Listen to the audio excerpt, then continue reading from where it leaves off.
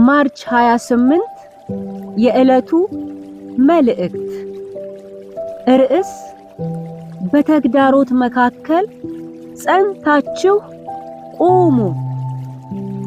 ስለዚህ የምወዳችሁና የምናፍቃችሁ ወንድሞቼ ደስታዬና አክሊሌ የሆናችሁ እንዲሁም ወዳጆች ሆይ በዚህ ሁኔታ በጌታ ጸንታችሁ ቁሙ።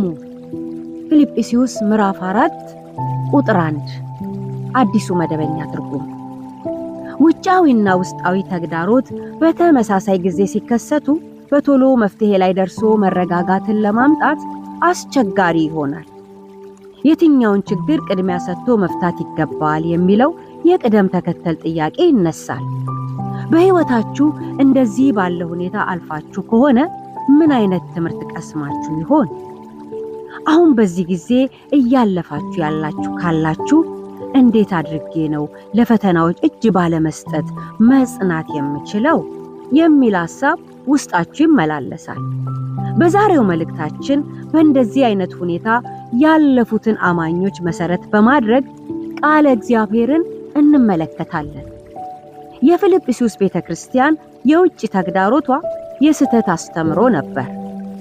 የመስቀል ጠላቶች የሆኑ ሆዳቸው አምላካቸው የሆነ ክብራቸው በነውራቸው የሆነ ሐሳባቸው ምድራዊ የሆኑ የቤተክርስቲያኒቱ ፈተናዎች ነበሩ።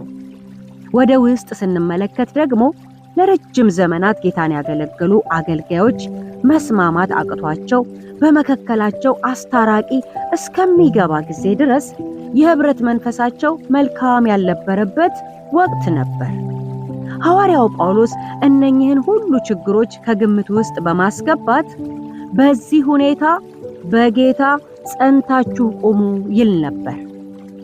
የስህተት ተግዳሮቱን መመከት የሚቻለው ጌታ ኢየሱስ ላይ ልብን ማሳረፍ ሲቻል ነው።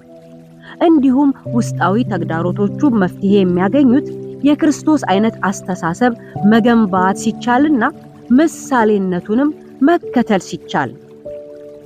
እንግዲህ እናንተም በተለያዩ ውጫዊና ውስጣዊ ፈተናዎች በምታልፉበት ጊዜ በጌታ ጸንታችሁ ቁሙ።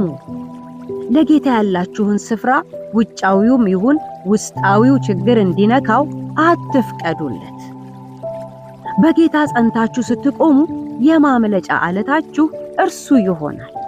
ችግሩ ቢፈታም ባይፈታም ጌታን ማምለካችሁንና ማገልገላችሁን ቀጥሉ። እናንተ ከእርሱ ጋር ሆናችሁ ድርሻችሁን ስትወጡ በራሱ ጊዜ የሚሰራውን የሚያውቅ ጌታ የሚሰራውን ድንቅ ነገር ታያላችሁና። ስለዚህ በተግዳሮት መካከል ጸንታችሁ ቁሙ።